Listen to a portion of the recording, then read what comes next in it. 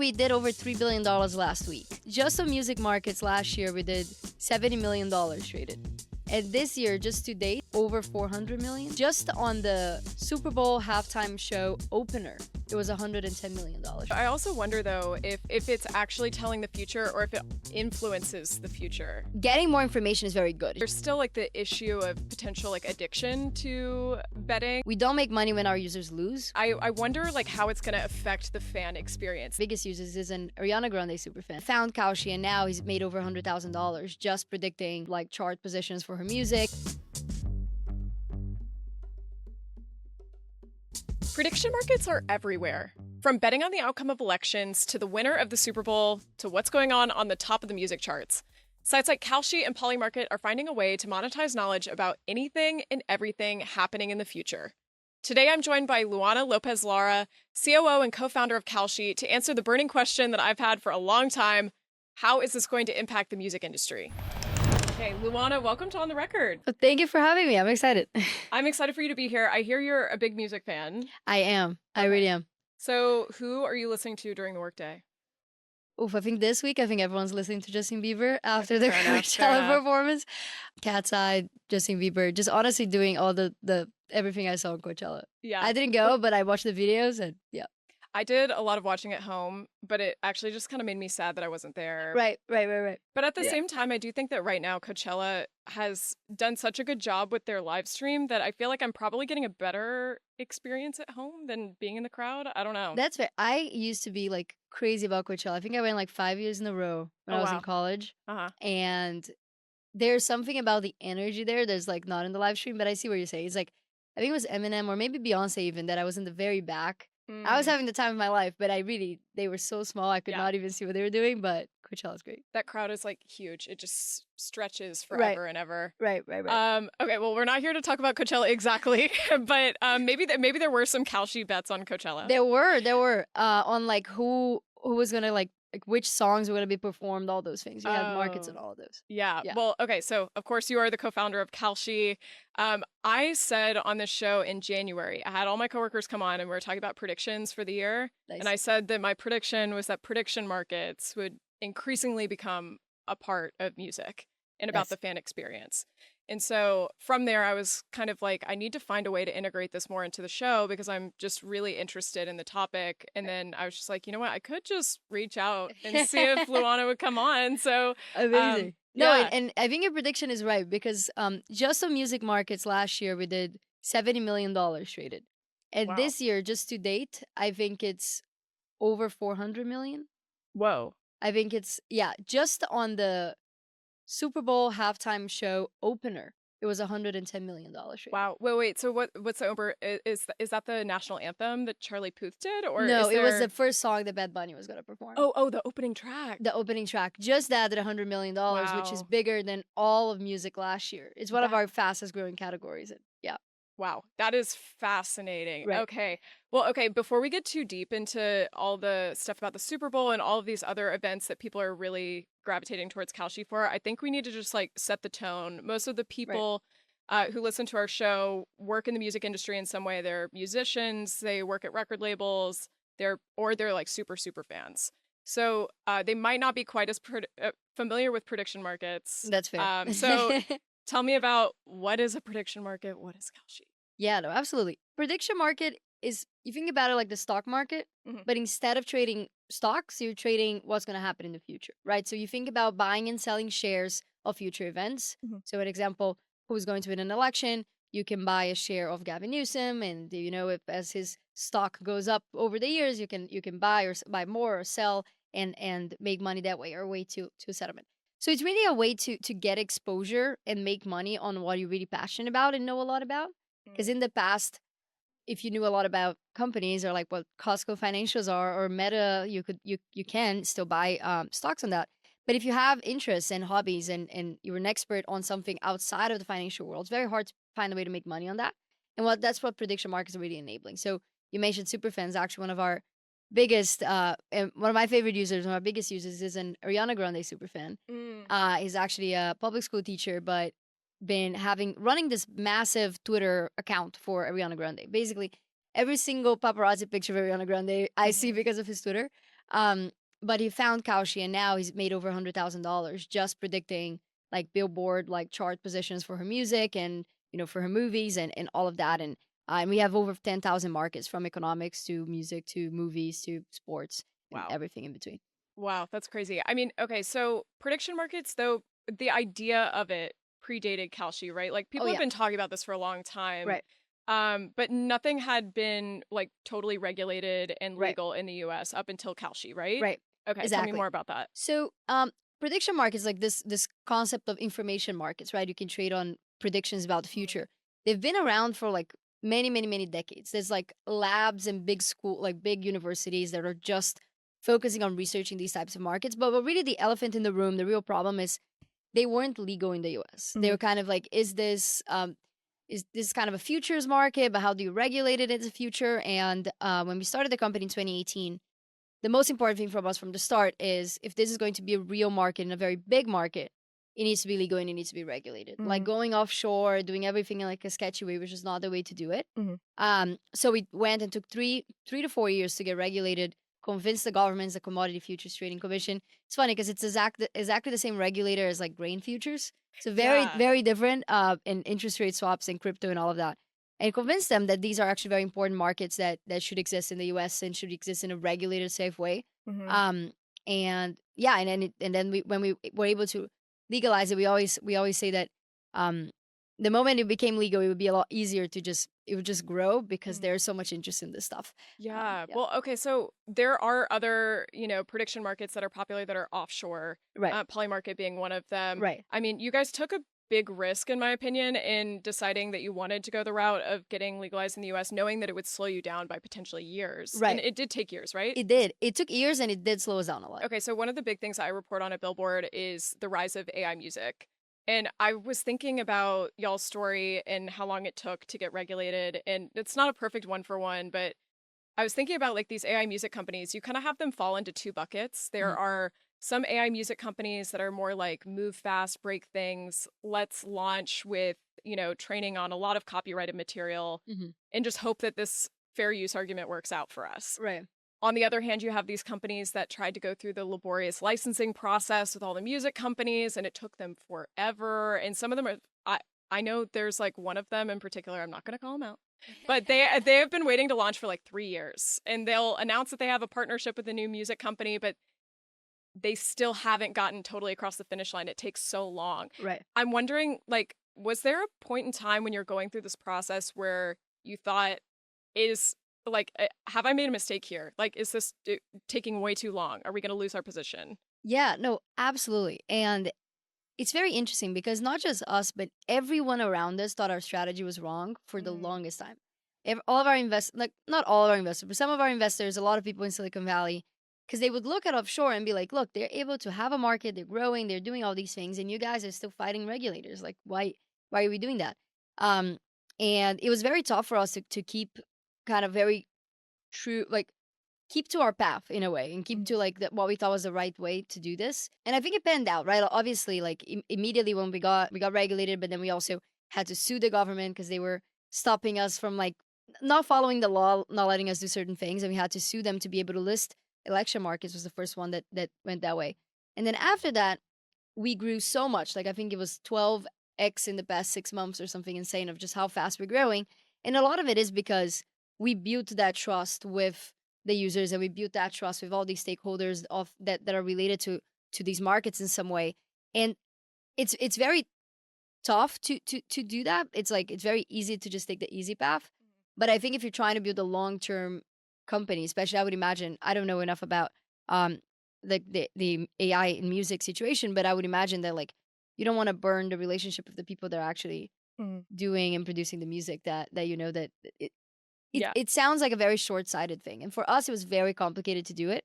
It Mhm. was very complicated kind of, like, psychologically in a way, to do it Yeah. that way, but I think it really panned out, and it's the only way that these markets are actually growing a lot in the US now is because we took the hard path, and now everyone's kinda following us, right? Everyone's trying Mhm. to come to the US and do these things, and in a way, it's like you need these markets to be safe, you need to ban insider trading, you need to know who's trading. It's very like, these Mhm. things that make it legal and take time to get right Mm. are actually extremely important, so you shouldn't just go around them. Yeah, yeah, and I'm wondering if you can explain how this is different from gambling or sports betting? Because it Yeah. kind of feels like that sometimes. Absolutely, absolutely. So the thing that the main difference is the mechanics are completely different, right? Like if you're trading on Kalshi, you're trading against someone else.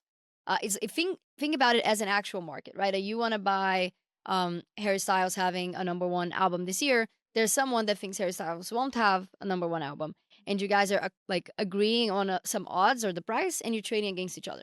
All that Kalshi is doing is we get the money from both of you, hold it, and then when one of you is right, we just allocate it to the right person. So we don't make money when people lose. There's an actual transparent, like competitive market for prices and all of that. And that's why we also can scale to so many more markets. I do think though there's still like the issue of potential like addiction to betting on, or is betting even a term that you would use? We use trading. We use trading, but people say betting in the stock market too. So it's just like it's a colloquial term that people use. That's fine. Yeah, betting, trading, you know, using Kalshi, it still can, for someone who has an addictive personality, they might still get carried away in the same way that they would with a traditional kind of gambling, sports betting situation. So how do you guys mitigate those risks? Because I mean, addiction is certainly a big factor here. No, absolutely. And we take this extremely seriously. So there's two parts. One is we provide a lot of tools to the users. They're actually a lot more and better than any of the sports betting gambling companies do. So an example of something that I think is very bad, and I learned this about the sports betting industry, is you can technically mark yourself as self-excluded. So if you think you have an issue and you're like, I want to be self-excluded, I don't want to participate anymore, please block me. There's only one state that actually doesn't let you keep marketing to that person. Oh. Most states, you can, even the person said, I have an issue, please stop marketing and offer me this product. Most states actually have no regulation against you just marketing against this person or just going across state line and doing the same thing. And because we're federally regulated, and I think we don't make money when our users lose. We make money when they're like engaged and actually making money and having a positive experience. We actually take protection like way more seriously on that front. So we have a lot more tools, and we stop any marketing, any you won't get a single push notification if we notice in our systems that there is any type of issue. And then there's a part of the user doing it. The other side is we have a lot of AI machine learning systems that surveil all the markets and market activity, looking for issues like this as well. So if we notice someone's losing a lot of money or showing any sign of an issue like that, we start stopping the user. We stop deposits. We stop this. We reach out to them. We kind of send a lot more educational materials and all of that, because that's not what we're not doing this to, casinos like house always wins, make money. That's not what we're doing. We really believe what we're building is a way for people to make money on what they know and engage and interact with the world around them and what they're passionate about. And it's all these safeguards are very important for us, and we take them very seriously. Yeah, and I mean, you've already mentioned it, but insider trading is obviously a big concern when you're betting, when you can trade on absolutely anything, basically. There is certainly, going to be a lot of users that might have some institutional knowledge, and I'm kind of wondering where the line is and how you guys are self-regulating, and also how the CFTC, which regulates you guys, are also getting involved in insider trading regulation. Yeah, no, absolutely. So insider trading is banned on Kalshi. So what that means is if you cannot share some sort of information, for example, if you work, if you're a dancer in Bad Bunny's concert and you have an NDA that you cannot say what he's doing, you cannot trade on that market at all. That's kind of like what the stock market uses for insider trading. They're like, if you have a legal like contract that says you cannot use this information, you cannot trade on it, that's illegal, that's a crime, you can go to jail. Okay. We actually take it a step further. Okay. So we actually, on top of just the legal, we have trading prohibitions that we enforce them. So for example, if you are related or have access to some information that way or all of that, then we are going to ban you, even though the federal regulation doesn't say it's necessary. We take that extra step to stop a lot more people from doing it. And the way that we can do it is we have KYC information from everyone. So name, date of birth, social security number, all of that from every single person in the platform. And because we're a federally regulated exchange, we can actually run investigations and put fines, and honestly, it can go up to the DOJ and you can go to jail if you're actually like infringing some of our rules. And we've put a lot of cases out kind of showing these are like you can all withdraw winnings and your fines are significantly higher and all of that. But it's obviously a complicated problem, right? In the stock market is the same thing. But we're really going above and beyond on what we're blocking and how we're mitigating it, looking at all the information we have. Got it. And so how big is your I don't know, what do you call it, a security team or? Yeah, so it's around like 15, or maybe even like right now we hired so many people for the surveillance team. We call it surveillance. Market Team. integrity and surveillance. Yeah. It's like 15-20% of the company right now. It's like it's over like I think it's like over 35 people involved. Oh in wait, that. okay, so that's actually your company is smaller than I thought. Yeah, we're pretty small. Like Wow. like I think by the end of the year if we're 200, I think that would be like Wow. I mean we're like 200, like maybe 300, but we're pretty small still. Man, okay, but what I don't know if you know this off the top of your head, but what's the trading volume for like the last month? Like, right. I think we did over $3 billion last week. So I think that there's a lot of the company grew very, very fast. And yeah, but the good thing about our company also is that it's so scalable, right? Once we build kind of like the primitives of how a market can go and how to like surveil and how to like make these trading prohibitions, we can scale it very fast. Like the engineering in a way is like not. Yeah. A lot of the things that we do more people are exactly things like surveillance and compliance and finance and all of that. Yeah, I think like my only concern though is that with such a small company, I know that you're using like AI tools and stuff. You have Right. all these different kinds of safeguards to try to automatically detect things. Right. But there are just so many people that might have connections that you just can't really know about from a KYC check. Like, Right. what if someone interned with Bad Bunny's manager and that's not listed on his LinkedIn? It's like, you know, one of those under the table internships, like they could know what the set list is of the Super Bowl. Right. And I mean, it's impossible to say there's going to be no insider trading whatsoever, right? Like this, like it's the same way in the stock market. It's impossible to make that claim. However, when we say like the first level of the investigation is we notice something weird and we're going to get their, you know, where they worked and who they are and all their information. But there's actually a compliance investigation that people need to comply. So we're going to like send them an email being like, you need to, you know, there is an investigation. You need to show up with a lawyer at these dates. And there's like actual questions that they need to answer. And so proof of what they were doing and all those things. But yeah, I will never claim that there's no insider trading happening whatsoever. But I'm very, very confident in our surveillance systems.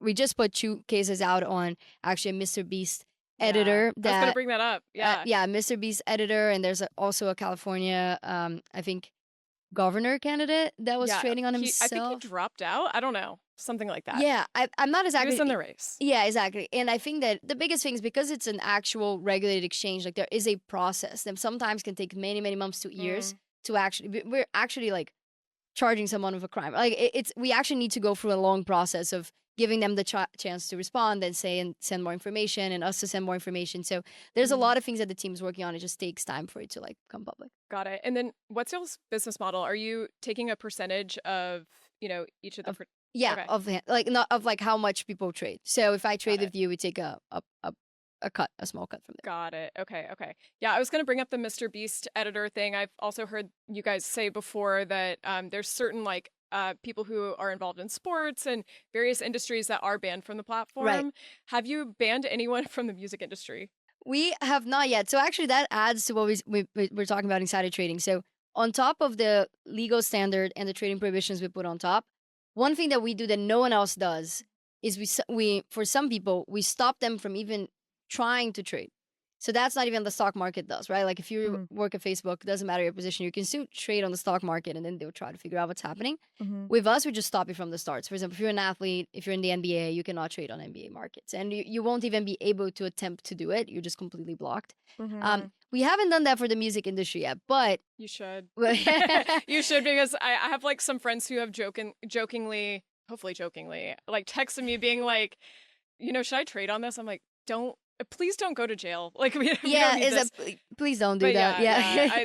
The music industry is a place where everyone talks amongst each other, and you know, record labels. Right. If you're inside them, you do get to have a lot of knowledge about when album releases are happening. Right. Maybe they do some predictions on where they're going to be on the charts. Yeah. Internally, so they could probably predict well what's going to be on the charts externally on a place like Kalshi. But yeah. And by the way, that's one of the most exciting things is actually working with the industries to figure out where those lines should be. So for sports, for example, is you actually work with the leagues, and the leagues are like, well, these people need to be banned here. We're concerned about this. We don't want this type of market. And we work with them to figure out exactly how to have the best product.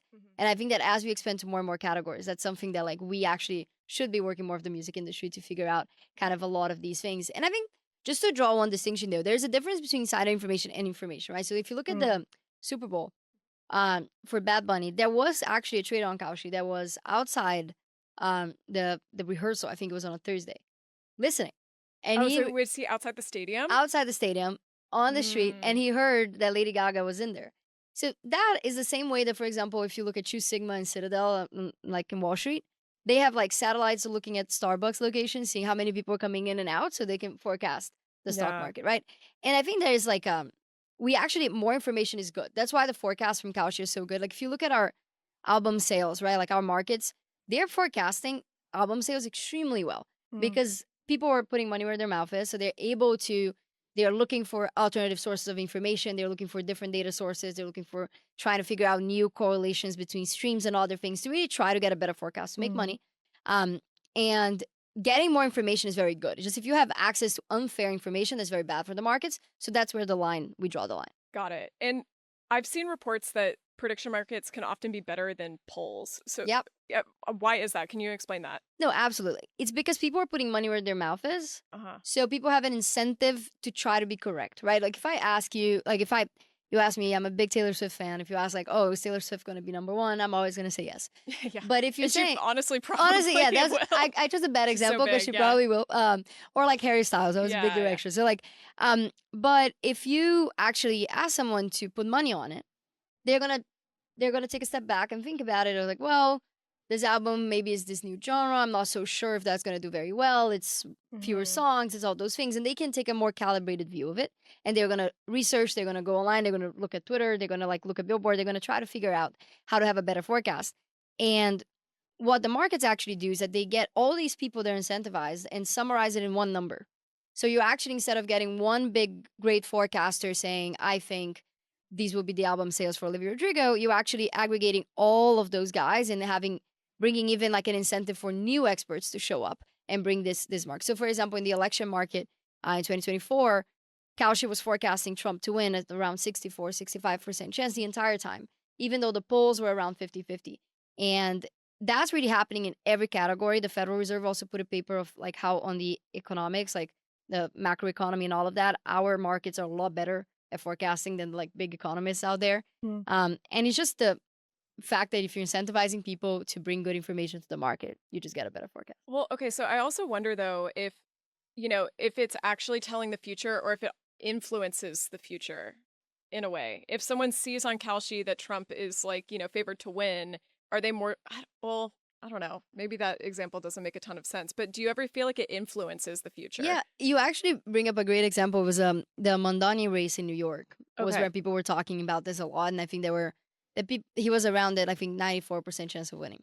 Okay. And then one side people were afraid that because he's so high up, maybe like the odds are so good that maybe people won't show up to vote. Yes. But then the other way better side, example than mine. right? But then on the other side, people were concerned that like, well, because the odds are so low, it's going to motivate all the other side to go vote.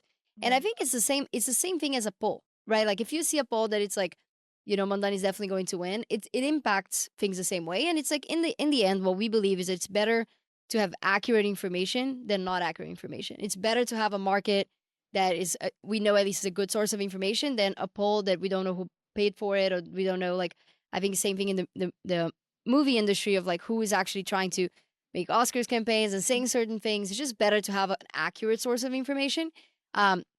There's been a lot of research from a lot of these labs that I told you on universities looking into these markets that actually show there's actually no impact on like the real outcome of things if you compare like races with markets, without markets, and all of that. And in general, it's just better to have.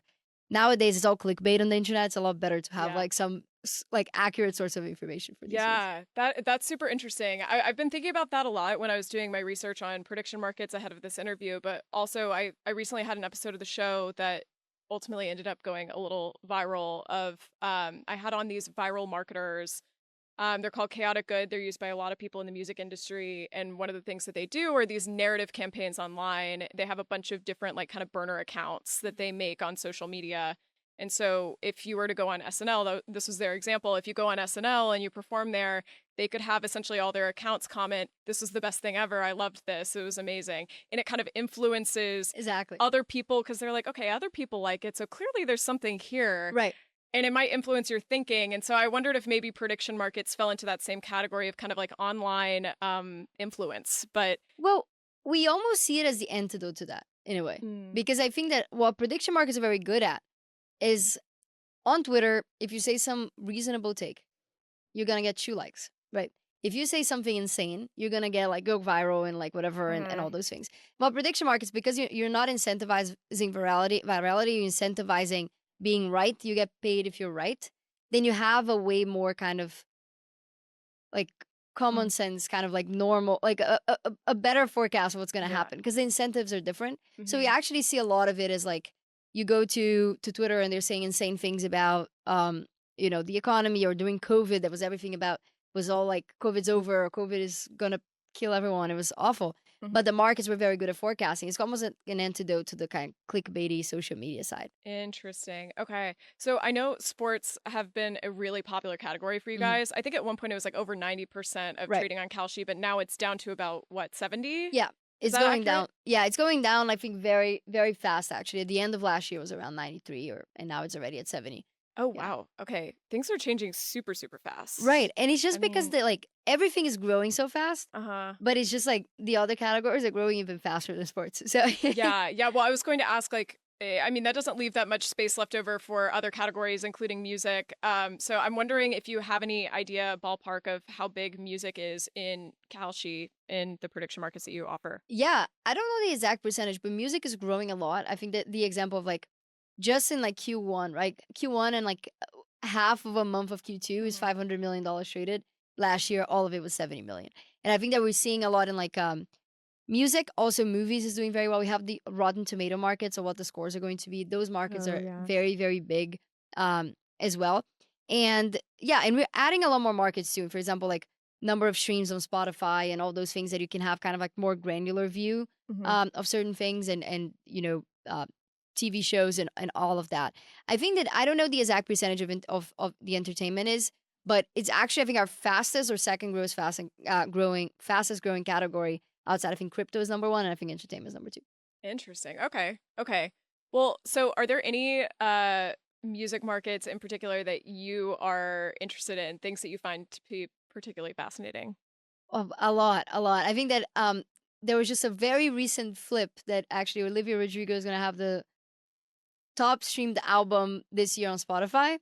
That I think is because of the new album, but I think that that is one that we were watching. Obviously, everything related to Coachella we were watching for the first weekend. But some of our biggest markets are, for example, who's going to have a number 1 album this year. So you have like Drake, I think is at around 80%. And some of this is interesting because having a number 1 album might mean you need to release an album. A lot of it's uncertain. Will this person release an album or not? Or Justin Bieber, just because his odds are changing a lot just because of his Coachella performance, right? So I think it's just there's a lot of very cool. Like every year, the Grammys are very big as well. All of that. Yeah, I'm sure. Well, with the Olivia Rodrigo thing, I'm gonna say, if I were betting, I'm not. For the record, I'm not. But if I was, I would say that I don't think it's gonna be her. Not because I don't think she's right there, and not because she's not extremely popular and amazing. I really do love Olivia Rodrigo, but she releases really short albums. Right. So she releases like 10, 11, maybe 12 tracks per album, and that's what she's done for the last 2 albums. So I feel like with this third one, I can't imagine her doing one of those like Scorpion by Drake moments where she drops like 30 tracks, or Tortured Poets Department, the anthology, where it's like over 30 songs. That's fair. And I think that does influence like the overall number of streams, and then it does ultimately influence chart performance in the end. So that's my prediction for today. There you go, everyone. The other one that we're looking at is I think Lollapalooza, like the headliner, and I think Lorde is the favorite. Okay, interesting. Well, okay, but prediction markets are super binary right now. It's just like kind of one artist or another. Right. Yes or no. Right. So what is that market? Is it Lorde or someone else? Oh, I think I don't know the details, but from what I understand, it's basically a list of artists, and you can pick who you're going to be. And I think there's going to be 3, maybe like Coachella, for example, there are 3. So if you select any of those, if you trade on any of the 3, you can make money. But if you select anyone that was not a headliner, but you mentioned something very interesting that we're actually going soon away from just the yes no and more into like linear type of thing. So you can, for example, if you think, you can trade the album sales. Not as like a between, like above this number or below this number, but more like I think it's going to like go up or like be higher than this, and just have like kind of a more linear payout of it. So basically, we're going out of just the binary yes no. Yeah, that's probably the best way to explain it. That's interesting. Okay, so one thing that I've seen that seems very different to me than the stock market when you're thinking about prediction markets is that in the stock market, if you're a company that wants to become publicly traded, it's kind of like your choice that you decide to enter that market. Whereas in prediction markets, we're kind of trading on everything. It's just publicly available information. Right. And so is there a reality where you start moving towards partnerships, where things are kind of like official, partnered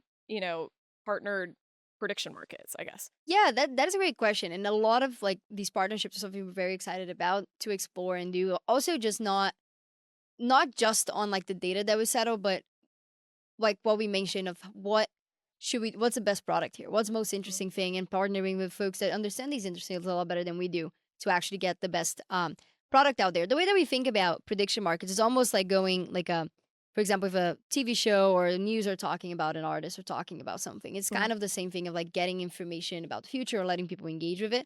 So that's why I think it's slightly different, that we don't necessarily need these partnerships to be able to offer the market. But we would absolutely love to get a lot of these partnerships in place. We're working with a lot of folks like on sports. We're working with the leagues a lot. In music, we're and movies and all of that. We're starting to work and have conversations on that. It's something we're very excited about. Yeah, because I was thinking about how much value Taylor Swift probably brings to the platform just by having her name there and just by having people trade on, what chart position her next album will land at and that kind of stuff.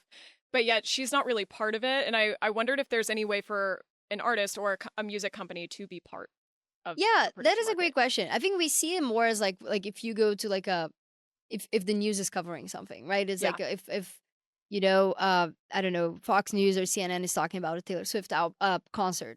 They're also getting viewership on it, and it's not necessarily that they have a partnership there. And we see a lot of the Kalshi kind of use case as news, as forecasts, of bringing information to people. 70% of our users just come to Kalshi to see the forecast more than actually trade. Only 30% trade. So it's like that side of it that's very interesting to us. But we really want to work with like all industries and really just like build the best product that we can. And a lot of it can be a lot better if we are like with partnerships with people that, as you said, can really make the product a lot better and a crucial part of it. Trading on Kalshi, your users are anonymized, right? There's no way to really know exactly who's being trading on what, right? We know everyone that's trading. Okay. But other users don't know who they're trading against. Okay. So I don't even know if this is legal, but is it possible that you could sell that data to other companies? Like, for example, what I'm trying to get at with that is that record labels often spend a lot of money doing contracts with third parties that are really good with data analytics. This is a way that they get a competitive edge on signing artists that are bubbling up that the data reflects, but you might not have seen it unless you're just trolling the internet all day, every day. And so that's like a really big part of their strategy, is partnering with kind of data companies that can show them what the hottest new artist is. So could you ever imagine a record label, seeking information, doing a partnership with Kalshi to figure out where their biggest super fans are, what's bubbling up, that kind of stuff? Absolutely. And actually, like, they don't even need a partnership with us for this. All of this data, obviously anonymized, is available in public. So they can come to Kalshi and they can sign up as like just a data user, and they'll be able to download and like really look at the data of the forecast, the trades, how many people are trading, how fast these trades are moving. Because one interesting thing, for example, is like when you look at the Harry Styles having a #1 album, right? Like when he dropped his single, the market reacts to that to be like, well, I don't think this type of song or this type of album will be very popular, so it maybe goes down a little. I actually don't know the specifics about the Harry Styles market.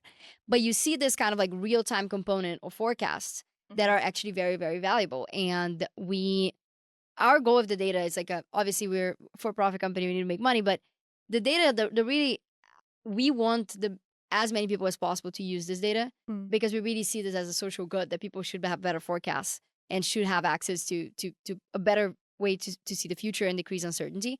So if anyone wants our data, they can actually just like email us and they'll be able to get the data with no problem whatsoever. It's something we're very, very excited about. Interesting. Yeah. So one of the biggest buzzwords in the music industry right now is superfans. Everyone wants to capture value from superfans. This is kind of loosely defined as, a music fan that goes to a lot of concerts, buys merch, maybe even buys a vinyl record, all that stuff. They're very engaged. That's basically what the shorthand of superfan means. And I know that there have been a lot of attempts in the music industry to try to capture that value. So there are a few startups that have tried different ideas. Like one startup called Even has tried the idea of like exclusive windows before an album comes out on streaming services that you could consume an album if you pay extra money. Mm-hmm. Robert Kinsel, who's the Warner Music Group CEO, has expressed interest in creating a Superfan app of some kind. It still hasn't launched. We'll see if it ever launches, but like he's expressed that that's an interest of his. Do you see Kalshi as a Superfan platform, I guess? Absolutely. I think that actually the way you described it is there's a side of like how do you actually monetize the fact that Superfan is there? Like how do you sell merchandise and all those things? Mm-hmm. But there's the side of the Superfan himself or herself of like how do I actually monetize the infinite hours I put into this, right? That I'm like reading every single gossip and analyzing every Easter egg on a song and all of that. And Kaushi is a very good platform for the super fans to actually turn a lot of like their time and their hobby and their expertise into real money. And we talked about the Ariana Grande super fan that was able to do that. There's another guy that's like he is like an IT professional, has 2 twin sons, and that's and he's made I think over $380,000 just on music markets because he's extremely passionate about music. And it's funny because if you look at his profit on sports, it's $3. Oh, wow. $3 on sports and $380,000 on just music. And I think it's like Kaoshi's a great way for them to make money and also to engage and meet other super fans. So we're seeing a lot of like we have the social part of the platform that all of them are engaging with each other. So it's like the Ariana Grande versus Taylor Swift. They're becoming friends. It's like, have you seen this this way or like this poll or this whatever? And they're able to do it that way. And I think that as Kaushi grows and we have more and more of these people that are experts in music and want to make money on it, there will also be a lot of like opportunities for partnerships that we can also, connect these super fans with other platforms that want to monetize from them and offer them certain things and all of that. I do have to say, I wonder like how it's going to affect the fan experience. That now you can monetize and make so much money that you're paying off your student loans. Right. And, I think that's what I heard about the Ariana Grande superfan. When you monetize fandom, I just wonder like how that changes the fan experience. I don't know. As a fan yourself, how do you think it will impact the fan experience? It's a great question. And I think that honestly, the sports industry had a very similar kind of, if they allowed sports betting, how would that? And I think that all the leagues, the NFL, the NBA, all of them have seen just a lot more engagement. Because now it's like you have even more incentive to research every single part of what you could make money, or it just adds to like you can just get more engaged and more excited about things. For me, like I'm a very like anxious person, so it's actually good for me when I'm like I really care about this album being number one. Or Taylor Swift, every new album that she releases, we have a market on which we have the top 10 Billboard, like the top Billboard top 10, and just watching that market is just like so exciting to me to just watch it in real time.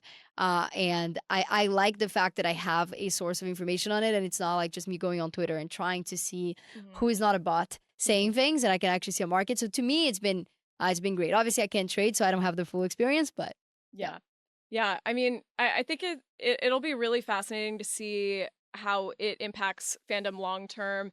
I do think one thing that I've experienced as a music journalist, I know all music journalists experience, is that fans are very like rabidly, passionate, protective of their artists. Right. I wonder if it's going to increase that passion even more, and that can be a good thing or a bad thing, honestly, because I think there's like this increasing parasocial relationship between fans and their favorite artist. I'll be curious to see if fans are, betting at all on, an album's trajectory, like how that will impact the fan experience. But I think that's something we have to wait and see over time. Yeah. One thing that it's kind of a parallel from another industry, but in politics, what we've noticed and we've talked to a lot of the users and surveyed them is that actually the polarization somewhat decreases because of that. The user or the trader, they're taking a step back and thinking, well, if I am going to make money, do I actually think this? And in some ways, it like, even though he loves Ariana Grande, like the user, as an example that I gave, even though he loves Ariana Grande, he has, he is reasonable about it and see like, well, maybe she's not going to get the Oscar for Best Supporting Actress because these other actresses have all these things, and I'm reading all of that. And in a way, I think that what we've noticed like time and time again with markets is that when people are putting money where their mouth is, they take a kind of a step back and think more rationally about things. when they're engaging on the trading side. So you get more engaged, they're excited about it, but they kind of act in a slightly more rational way, which in politics, we're seeing the decrease of polarization. So we talk to people before they trade and after they trade, and you see their engagement of like, well, I thought I'm a big supporter of Trump. I think Trump's going to win, but like voter turnout is probably going to be a lot higher in these states that are very liberal and blah, blah, blah. And they kind of just calibrate themselves more. And that calibration is very interesting. Yeah. Well, I would love to see the stands be a little bit more rational sometimes. So that'll be interesting if that's the outcome in the end. That's fascinating. That is fascinating. So yeah, one of the things that the music industry has dealt with like historically for decades now is there's a long history of stuff like payola. Nowadays, kind of the version of payola in 2026 is streaming fraud, people trying to juice their numbers. I do wonder if adding a monetization and a betting element to music performance could encourage further streaming fraud. I'm wondering what your take is on that. Yeah, that is a great question. I'm glad you asked that. So one of the reasons we kind of only we have a lot of requests from users to using kind of like smaller and smaller platforms for not just Spotify and Apple Music and all of that. And a lot of our analysis always goes in like how susceptible to manipulation is this. We don't want it to be very susceptible to manipulation. So with Spotify, we kind of studied how they come up with these numbers and how they actually stop the bots and do all of that. And I think in some ways we trust Spotify's incentive because they have to pay per stream that they're going to try to make sure the numbers are correct. But we only offer markets that we think are very hard to manipulate. Obviously, like when we're thinking about you are adding a monetary incentive for these things. But I think that the most important thing when we work with these markets is making sure that we're picking the markets that we don't think are susceptible to manipulation in a lot of ways. It's like a lot of these kind of things, it's like also objectively it is a crime. It is a federal crime to manipulate markets.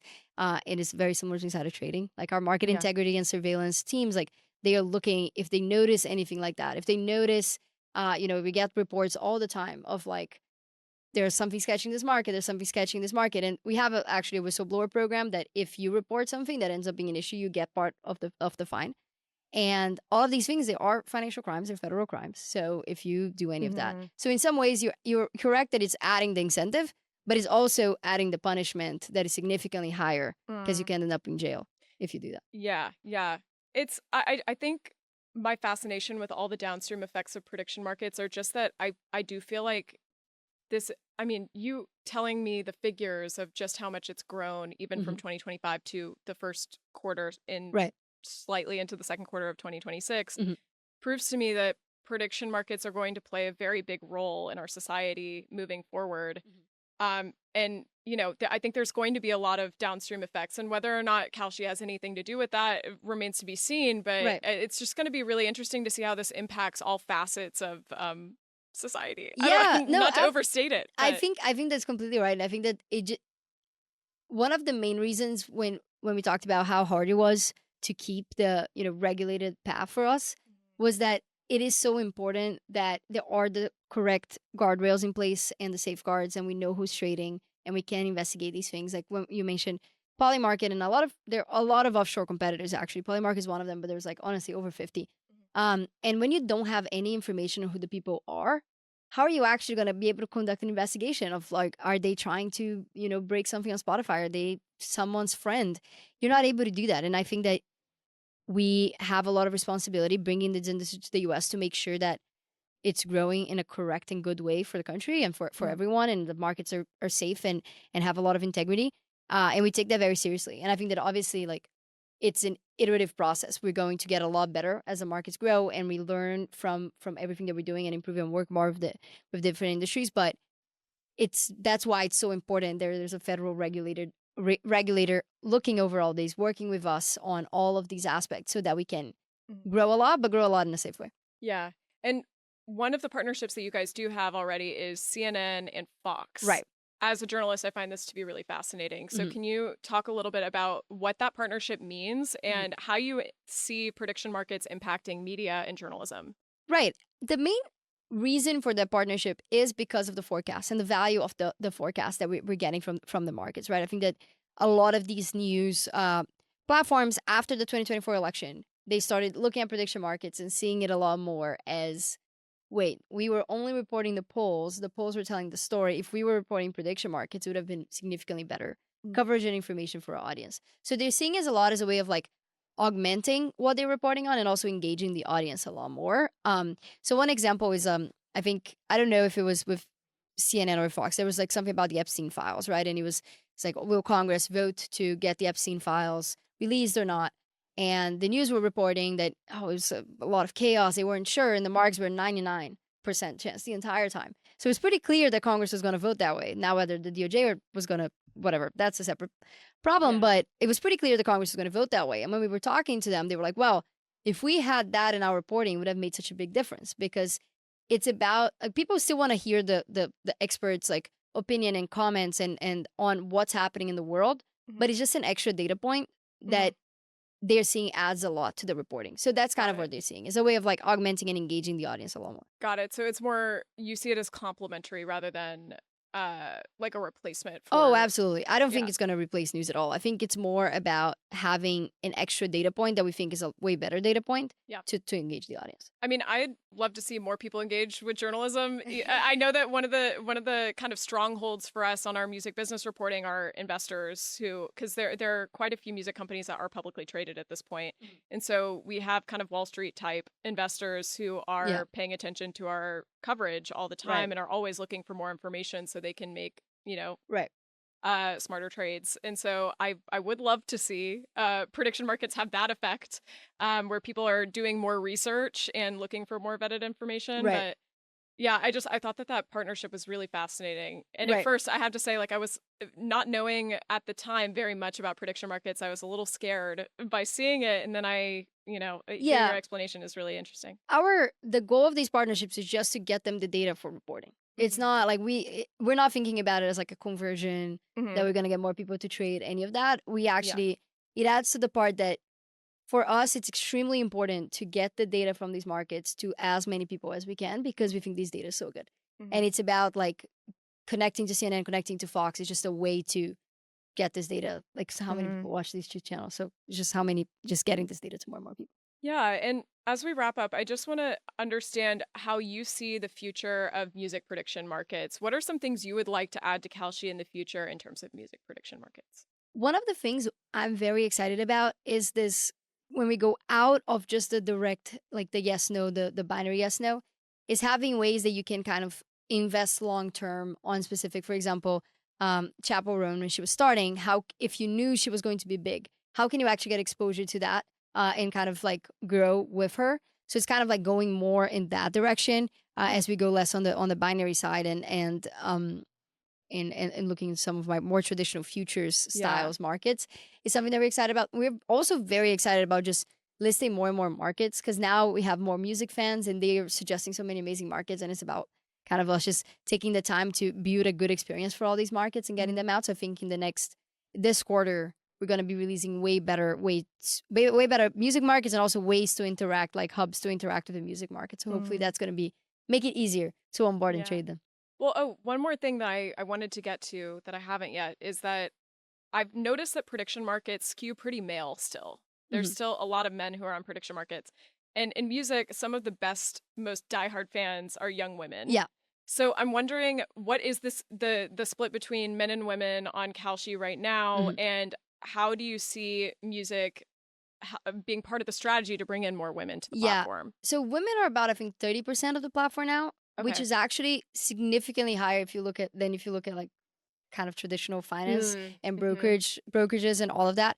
And it's growing a lot. Like, it's 6x their percentage over the past year.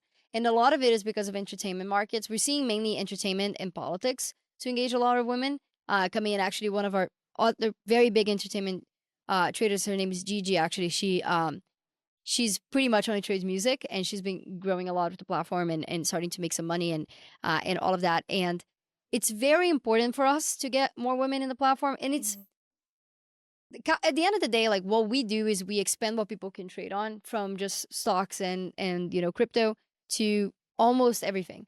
And what you do is that you actually increase the access to financial markets to a lot more people, right? So when you have things that new people, different people are interested in, you can grow it in different categories and different. So it's important for us to have diversity because there's the only way we can actually grow the number of markets and have the markets flourish is to get people that are interested in all these different things. So that's why we see this kind of growth in that. I think entertainment markets are going to play an even bigger role in bringing more and more women into the space and younger people and all of that, which we're very excited. And it's, in the end of the day, if you give people an opportunity to make money on what they know and engage with what they know, and it's not like this scary, alienating thing of like, I don't know anything about, earnings and what am I going to do with that? You're just going to see a lot more people come in and it's a fair playing field in a way that they can come in and actually start making money and engaging and trading. And we're seeing that already. This has been so interesting. Thank you so much for coming. I do have, before I let you go, a couple games that we like to play at the end of every episode. So we'll lighten it up at the end. Nice. Okay, so this is my beautiful wheel that I made myself. Amazing. This is a game we called Spin the Record. So I'm just going to have you spin it twice. Whatever question it lands on, you got to give us an answer. All right. So. All right. It says, name a key win at your company. What was a big moment for you guys? I think winning the election lawsuit, we had to sue the government to legalize election markets. And that lawsuit was like a day and night situation for the company. After that, we kind of reset our relationship with the regulators, and you have to follow the law, which is actually kind of basic when you think about it that way, but they weren't following the law. And that after that, we started seeing the growth in the number of markets, number of users, volume, and all of that. It was very a hallmark case for prediction markets in the US. So interesting. Okay, spin it one more time. Oh, see, you know what? It's DIY, guys. Okay. Best advice you've ever gotten as a founder? Ooh, that's a good one. I think it was actually when we were in Y Combinator and we had talked to some experts on kind of like futures industry, and they told us 0% chance that this is gonna work. Like you're not gonna be able to legalize this. The government's never gonna let you do it. And then Michael Seibel, who was the CEO of YC at the time, he founder of Twitch, he told us like, it's like these are just normal people like you are. There's no reason you should just listen to what they're saying. Like just think first principles, do what you believe is right. And it's this concept of just everyone that achieved big things or small things are just normal people, and you have the right and the capacity to do and achieve as much as they have. And that made us kind of like build the confidence early on to be like, yeah, maybe we can take on the federal government. Maybe we can try to legalize this thing and grow it. So that was great advice. I love that. Okay. We are going to end things off with something I do every single week. It's called What Would You Cue? Perfect. You're picking one song per prompt. First prompt is, what would you cue to represent your favorite era of music? Ooh, probably Layla. Just big 70s music fan type of thing. Love it. Yeah, just there's something that, even in Brazilian music, I'm from Brazil. It's pretty obvious. Even in Brazil, the music in the 70s was absolutely insane. So probably Layla is one of my favorite songs. So whenever my fiance and I go to any road trip, it's only like Layla cued back to back. I love it. I love it. Okay. What would you cue to represent the best concert you've ever been to? Probably like Don't You Worry Child, Swedish House Mafia, probably. Ooh. Okay, wait, what was the concert? When was this? It was a Madison Square Garden concert that they did. But I've been to multiple Swedish House Mafia concerts. I really, really, like that era of EDM was like fantastic. So did you see Swedish House Mafia when they performed at Coachella? It was a couple years ago. I did not. That's when I had already stopped going, but I did not. But I saw them at Madison Square Garden, and I saw the Brooklyn Mirage in New York, and then a couple other times. They're just great. What would you cue to take you back to your childhood? So I was a massive One Direction fan. So it probably would be like What Makes You Beautiful, or like maybe Fireproof, like any One Direction song, honestly. Picking the big hits. I like that. Yeah. I like that. Okay, well, who's your favorite? Harry Styles. Yeah. Okay, fair enough. Very basic. Yeah, no, it's fair. I tried to like come up with a different one, so I wasn't picking the one that everyone wanted. It was Liam, and then I respect. Oh. Rest in peace, Liam. Yeah. But his solo career didn't end up panning out the way that I had really hoped. Right. So now I've transferred over to Harry Styles. That's And then finally, we always try to throw in just like one custom one based on the guest. And so I want you to cue me up a song that kind of represents a song you would listen to get yourself started in a day at Kalshi. Probably like Don't Stop Me Now. And Mm, I'll explain why. okay. Before we raised our Series A, we were meeting so many investors back like before we even launched. And before I was so nervous all the time, and before going to any one of them, any meetings, even like I remember from Alfred from Sequoia who's now at our board, I would just play Don't Stop Me Now and then I'll get excited and then I would just go and it was like kind of like taking a shot of Red Bull. It's like it was just very good. And to today, if I have to go somewhere like big and they're scared scared for some meeting or afraid of something, I just listen to it and it pumps me up. So That's works great. out. Okay, perfect way to end it off. Luana, thank you so much for coming to On Thank The you so much Record. for having me. This was so fun. All right, thank you so much to Luana Lopes Lara for joining me to talk about the impact that Kalshi is having on the music industry. And thank you for listening to this week's episode of On The Record. If you like today's show, give us a follow on Instagram or on our brand new TikTok page at Billboard On The Record, where you can find new clips of the show every single week. We'd also appreciate it if you rated our show on your favorite podcast platform, because all these things help On The Record grow bigger and better than ever. Again, I'm your host, Kristen Robinson, and tune in next week for another peek behind the curtain of the music business. I'll see you then.